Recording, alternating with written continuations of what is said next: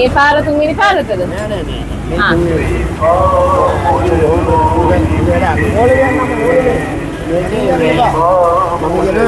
දිස්ත්‍රික්ක මට්ටමින් තිබ්බනම් හොඳයි. ජනයා මේ බෞද්ධ ජනයාට මේ වන්දනාමාන කරගන්න දිස්ත්‍රික්ක බෙදලා දවසට දිස්ත්‍රික්ක දෙකක් වාගේ වුන් කරලා දුන්නා නම් මේ මාමා කොච්චර දවස්ද දැන් මේ පොලිමේ? තුන්වෙනි දවසට. හරි. බොහොම ස්තුතියි.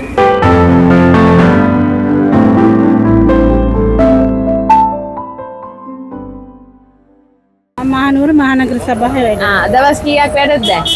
දැනට මේ දවස් 9 යන්නේ. කියන්නේ ඕටි එක දවස් 9යි. මම වැඩට ඇවිල්ලා අවුරුදු 6යි. අවුරුදු 6යි. දැන් මොකද මේ දවස්වල වැඩ වැඩිද? ඕනනම් චුට්ටක් වැඩි. ඉතින් ආසාවෙන් කරන අපේ දේනේ. අපි රැක ගන්න ඕනේ නේ. අපි කියන්නේ අපේ මේ දිස්ත්‍රික්කය අපි රැක ගන්න.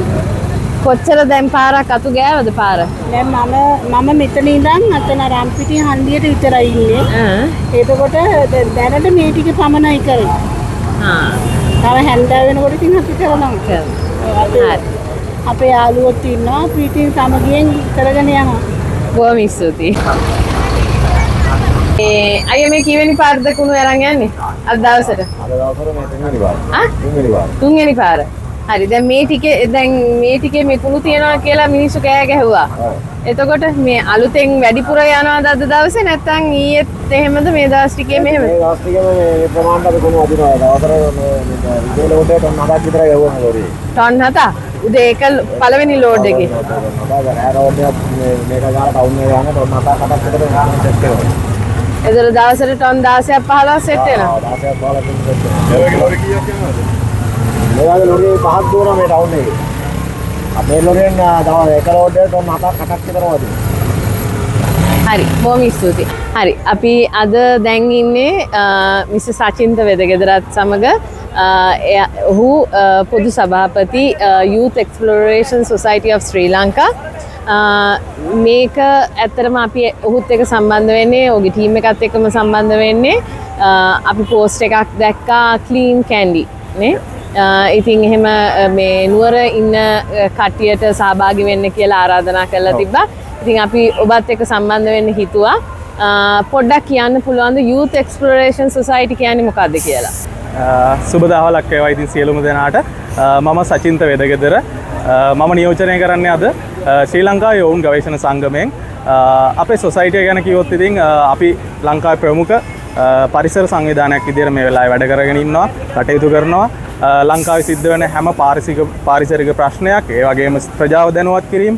ඉතින් මේ හැම දෙයක් පිළිබඳව පුළුල් අවබෝධයකින් යුක්තව අපි වැඩ කරගෙන යනවා. අපේ සොසයිටිය බේස් වෙලා දැනට තියෙන්නේ පේරාදෙණිය බොටැනිකල් ගාඩන් එකේ. දැනට අවුරුදු 44ක වගේ ඉතිහාසයක් අපේ සොසයිටියට තියෙනවා. ඉතින් මම මේ ගම ආරාධනා කරන අපේ සොසයිටියටත් එකතු වෙන්න කියලා. ඉතින් මේක තමයි අපේ සොසයිටිය. මේක තමයි අපේ අරමුණු, මූලික අරමුණු වෙන්නේ පරිසරය පිළිබඳව ප්‍රජාව දැනුවත් කිරීම සහ පරිසරය සම්බන්ධ කටයුතු වලදී ක්‍රියාකාරීව ඉදිරිපත් වීම. හරි සචින්ද thank you. ඔයගොල්ලෝ ඔයා මේකේ සඳහන් කරා ඔයගොල්ලෝ වැඩසටහන් කරනවා කියලා. මොන වගේ වැඩසටහන්ද කරන්නේ? මොන වගේ දැනුවත් කිරීමද? ඔව් අපේ සොසයිටියේ කියන්නේ අන්තර්ගතය ගත්තොත් එහෙම අපේ සොසයිටියේ මුලින්ම අපි බේස් වෙන්නේ ඉස්කෝල ළමයිගෙන්. ඒ කියන්නේ අපි මුලින්ම ඉස්කෝල් සොසයිටිස් තියෙනවා අපේ මව් සංගමයට සම්බන්ධ. මහනුවර නගරයේ තියෙන හැම ප්‍රධාන පාසලකම අපේ මව් සංගමයට සම්බන්ධ අනුශාඛා විදියට අපි පාසල් සංවිධානය පිහිටවලා තියෙනවා. යොවුන් ගවේෂිකාවෝ ඉන්නවා බාලිකා පාසල්වල, යොවුන් ගවේෂකයෝ සංවිධාන තියෙනවා බාලක පාසල්වල.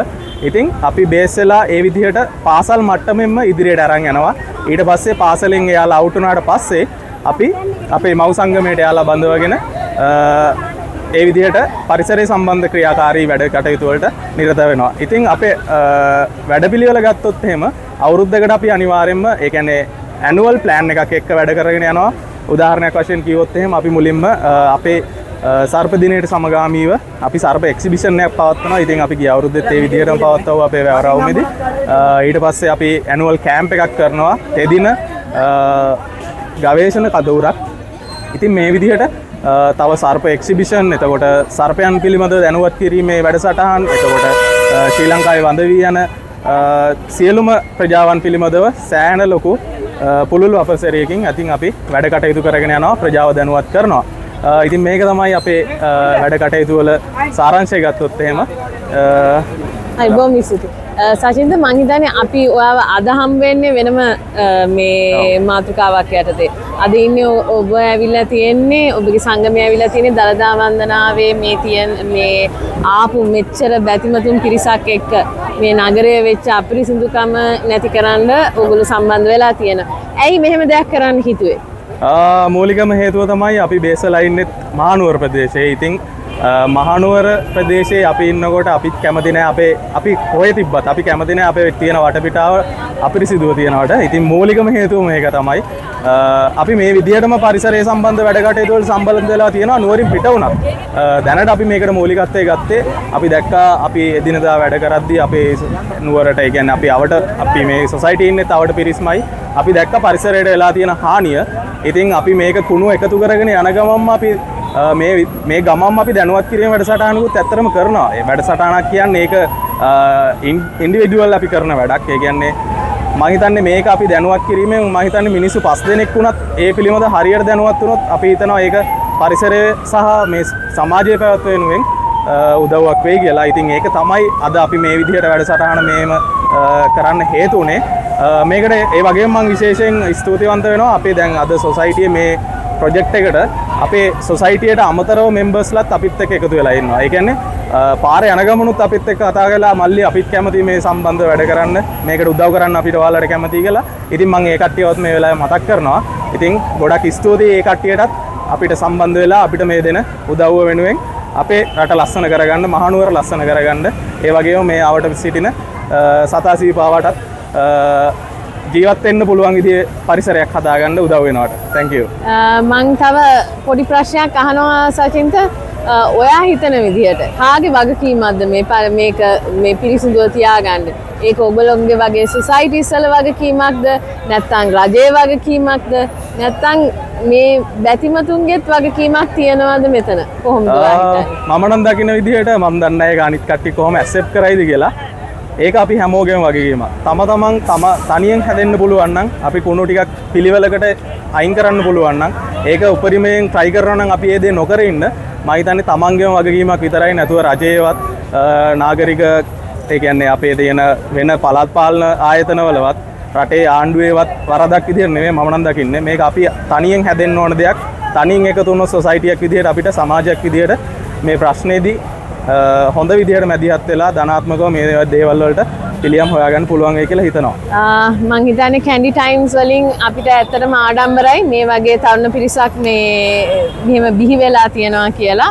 මං හිතන්නේ අපි ගොඩාක් වෙලාවට වැඩිහිටි අය තරුණයන්ට ගොඩාක් මේ අවලාද ගේනවා. ඒ වුණාට ඇත්තටම හැමෝගෙම ඒ කියන්නේ ඒ අයගේ වගකීම් නැතුව ඒ කියන්නේ වාගේ වගකීමක් නෙමෙයි මේක. ඒත් ඕගොල්ලෝ සොසයිටියක් හැටියට මෙහෙම ඇවිල්ලා අපේ වගකීමක් නොවුනත් අපේ කුණු නොවුනත් ඒක තමන්ගේ කරගෙන හැමෝම වෙනුවෙන් ශ්‍රී ලංකා ප්‍රජාව මහනුවර ප්‍රජාව වෙනුවෙන්ම මේ කරන සේවයට බොහොම ස්තුතිවන්ත වෙන්න ඕනි. අන්තිමට ඕගලන්ගේ සොසයිටි එකට බැඳෙන්නේ කොහොමද කියලා පොඩ්ඩක් කියන්න. ඕකේ. අපේ සොසයිටියට බැඳෙනවා නම් මව් සංගමයට බැඳෙනවා නම් අපි අවුරුදු 18ට වැඩි පිරිස වලට ආරාධනා කරනවා එන්න අපිත් එක්ක සම්බන්ධ වෙන්න. අපි හැම මාසෙකම පළවෙනි සතියේ පළවෙනි ඉරිදා ඒ කියන්නේ හැම මාසෙම එන පළවෙනි ඉරිදා අපි පේරාදෙණිය උද්භිද උද්‍යානයේ අපේ ශාක පිළිබඳ අධ්‍යයන කවය පටන් ඒ කියන්නේ පවත්වනවා. ඔයාලට පුළුවන් ඒ දවසට ෆිසිකලි ඇවිල්ලා අපිව හම්බෙන්න. අපේ ෆෝම් එකක් තියෙන ඇප්ලිකේෂන් ෆෝම් එකක්. ඒක ෆිල් කරලා රුපියල් 150ක් වගේ පුංචි මුදලක් ගෙවලා ඔයාලට පුළුවන් අපේ මෙම්බර්ෂිප් එක ගන්න.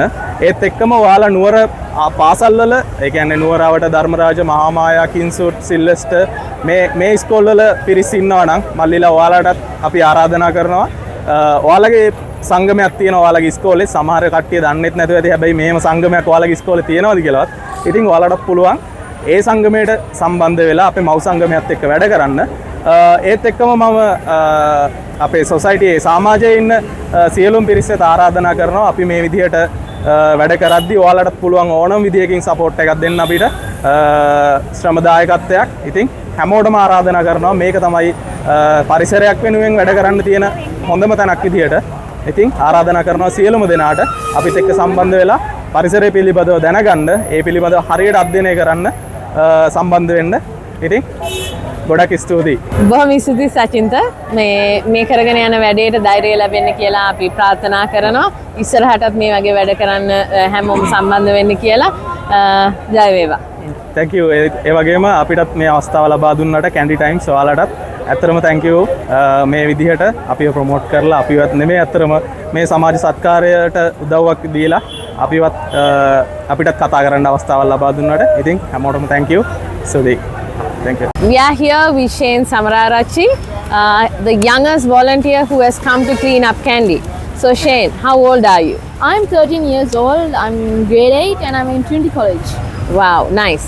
So what made you want to come to Kandy and clean up the garbage? Actually, I came here today to help the animals. Imagine you're just sitting in your house and somebody just throws a lot of garbage at you and it just goes away.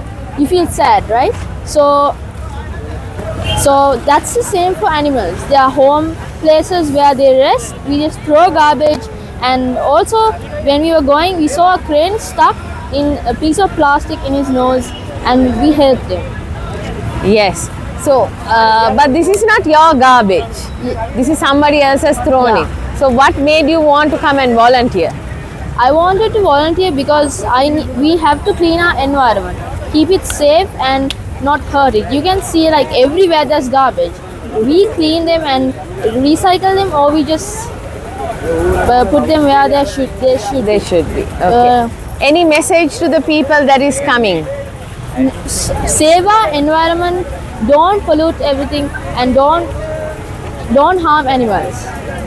Okay, Shane. So I think you're the youngest, and we are proud to have such a young boy coming to volunteer for such an initiative. So thank you very much, and all the Welcome. best to you, Shane. Okay.